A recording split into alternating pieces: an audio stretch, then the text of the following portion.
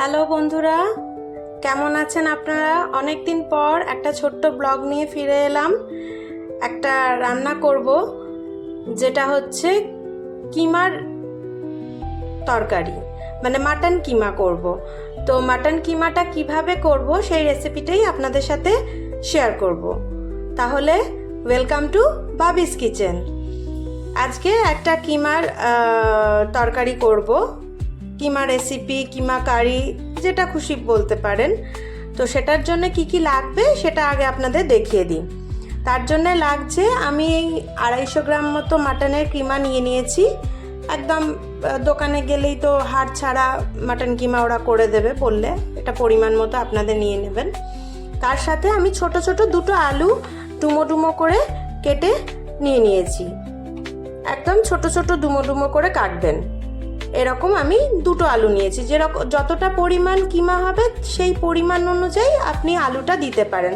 আলুটা না দিলেও চলে, কিন্তু মাংসের আলুটা অন্যরকম একটা টেস্ট হয়।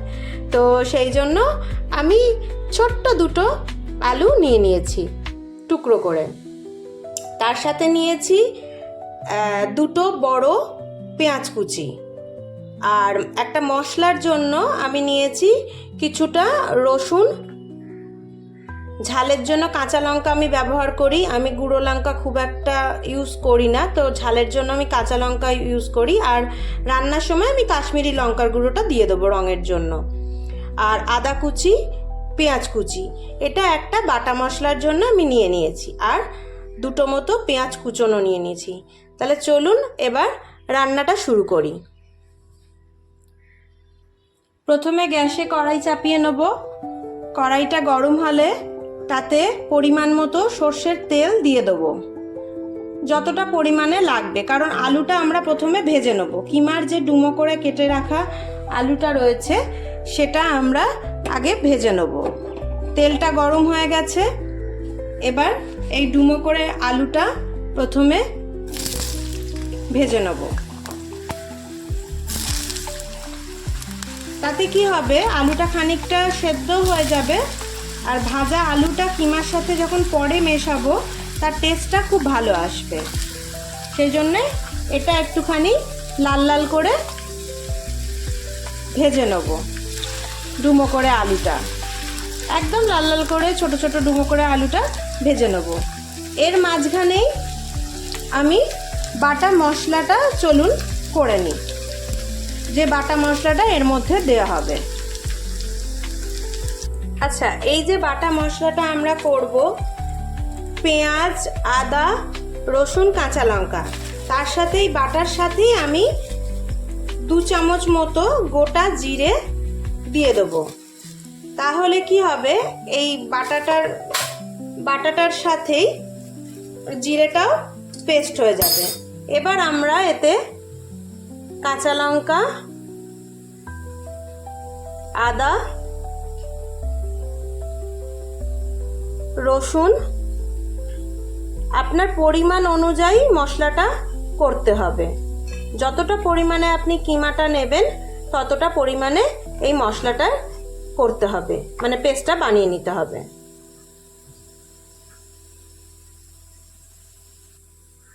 দেখুন বন্ধুরা, মশলাটা একদম বেটে নিয়েছি। পেঁয়াজ, আদা, রসুন আর গোটা জিরে সব নিয়ে মশলাটা পেস্ট হয়ে গেছে। এবার চলুন দেখে নিই আলুটা কত দূর ভাজা হলো। আলুটা ভাজা হলে আমরা তারপরে স্টেপ বাই স্টেপ আপনাকে দেখাচ্ছি। দেখুন বন্ধুরা, আলুটা লাল লাল করে ভাজা হয়ে গেছে। এবার এটা তেল থেকে একটা পাত্রে তুলে নেব। একদম সুন্দর ডুমো ডুমো আলু ভাজা হয়ে গেছে। এবার এটা একটা পাত্রে আলুটা তুলে নিলাম।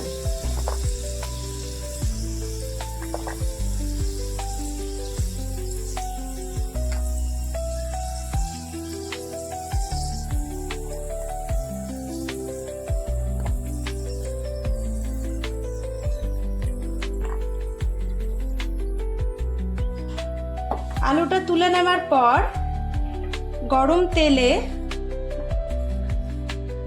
দুটো তেজপাতা ফোড়ন দেব,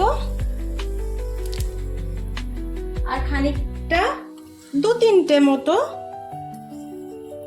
গরম মশলা, গোটা গরম মশলা একটুখানি ফোড়নে দেবো। যেহেতু মাটন তো একটু গরম মশলা লাগে। প্রথমে একটুখানি গোটা গরম মশলা ফোড়নে দিলাম, তারপরে নামাবার সময় আবার আমি গুঁড়ো গরম মশলাও দেব। এবার ফোড়নটা যখন হয়ে গেছে তখন পেঁয়াজ কুচোটা ছেড়ে দেবো। কুচোনো পেঁয়াজটা এর মধ্যে দিয়ে দেবো।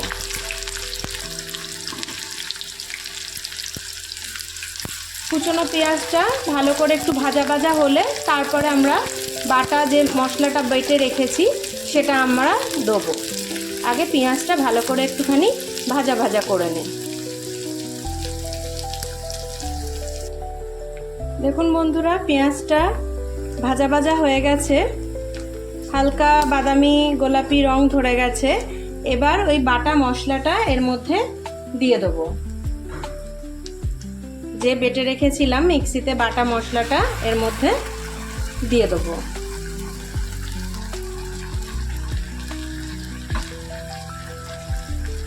বাটা মশলাটা দিয়ে ভালো করে এটা নাড়াচাড়া করব। এর মধ্যে আপনাদেরকে মিস করে গেছি, একটুখানি একটা টমেটো কুচি দিয়ে দেবো। একটা বড় মতো টমেটো কুচি, মানে এটা পরিমাণ মতো। আপনার কিমাটা যতটা থাকবে সেই পরিমাণ অনুযায়ী মশলাটা দেবেন। তো আমার পরিমাণ অনুযায়ী আমার 250 গ্রাম কিমা ছিল, তাতে আমি একটা বড় টমেটো কুচিয়ে দিয়ে দিয়েছি। এবার এর মধ্যে স্বাদ অনুযায়ী নুন দেবো। কিমা আলু পুরো তরকারিটা অনুযায়ী আমি স্বাদ অনুযায়ী নুন দিলাম। 1/2 চামচ মতো হলুদ গুঁড়ো দেব।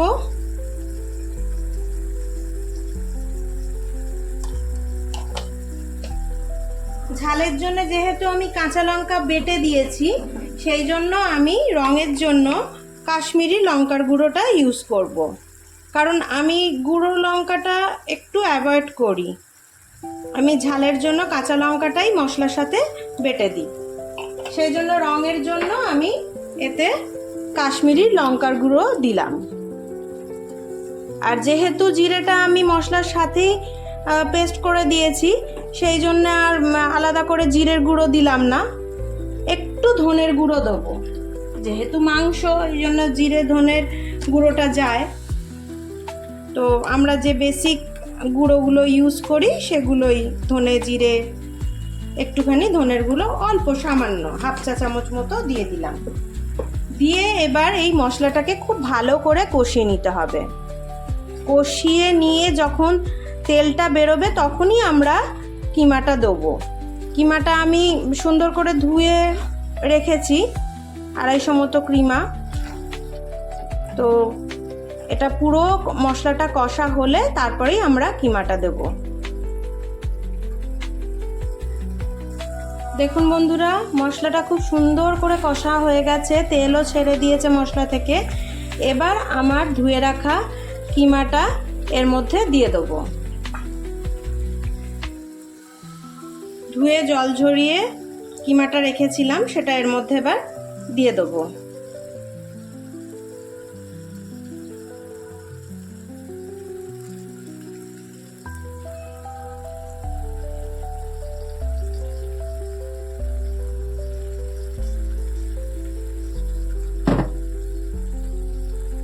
কিমাটা দেওয়ার সময় আমি আমার ঘরে তৈরি করে রাখা যে গরম মশলা সেটা অল্প সামান্য দেব, যাতে এই কষানোর সময় কিমার মধ্যে যে অন্য মশলাগুলো ঢুকবে, গরম মশলাটাও একটুখানি ঢুকে যাবে।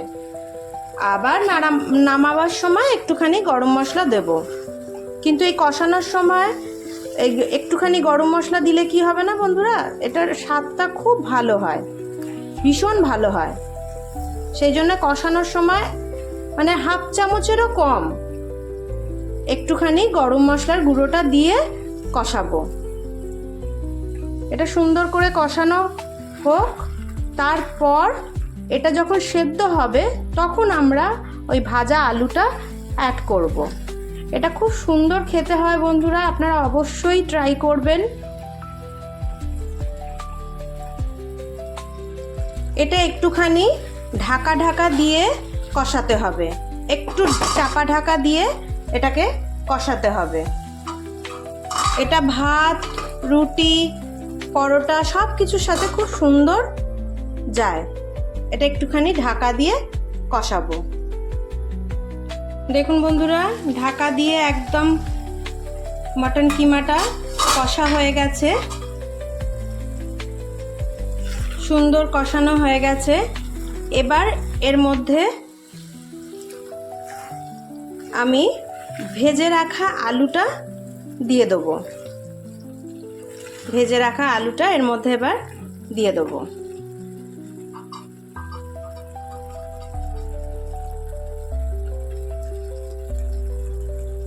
এই সময় একটুখানি ঘরে তৈরি করে রাখা যে গরম মশলাটা একটুখানি দিলাম, সেটাও একটু দেব।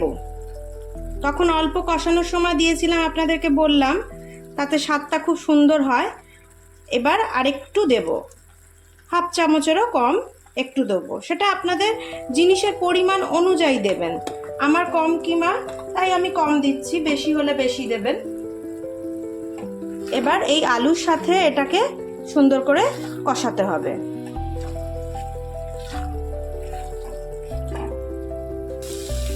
আলুর সাথে বন্ধুরা কিমাটা সুন্দরভাবে কষে গেছে, একটু তেলও ছেড়ে এসছে। তো এখন এই সময় একটুখানি এর মধ্যে গরম জল দেবো, ঠান্ডা জল একদমই দেবো না। ঠান্ডা জল দিলে কিমা বা মাংস যে কোনো কিছুরই টেস্ট নষ্ট হয়ে যায়, তাই একটুখানি সামান্য গরম জল দেবো, যাতে কিমাটা একটু ভালো করে সেদ্ধ হয় এবং আলুটাও নরম হয়ে যায়।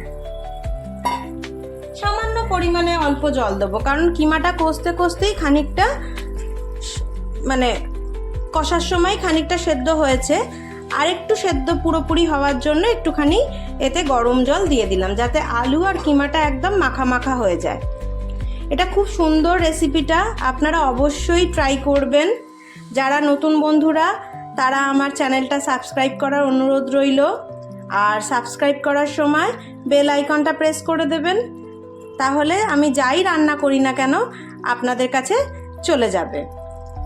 আর এটা ভাত, রুটি, পরোটা, দিনের বেলা, রাতের বেলা, যে কোনো অকেশনে আপনারা এটা বানাতে পারেন। খুব সুন্দর খেতে হয়, অবশ্যই ট্রাই করবেন। এবার এটা আমরা একটুখানি ঢেকে সিম আঁচে এটা হতে দেবো। দেখুন বন্ধুরা, পুরো একদম তেল বেরিয়ে এসছে, আলু আর কিমার সঙ্গে পুরো মাখামাখি হয়ে গেছে। একদম কিমার কষা, কিমার রেসিপি, কিমার তরকারি, যা খুশি আপনারা বলতে পারেন, কিন্তু এই রেসিপিটা অবশ্যই ট্রাই করবেন। দারুণ খেতে হয়, যেমন দেখতেও হয় তেমনি খেতেও হয়। এবার আপনারা খাবার মতো যেরকম গ্রেভি রাখবেন বা মাখা মাখা, এটা একটু মাখা মাখাই ভালো লাগে, যাতে ভাত, রুটি, পরোটা সব কিছুর সাথে খেতে পারেন। এটা একদম পরিবেশনের জন্য রেডি।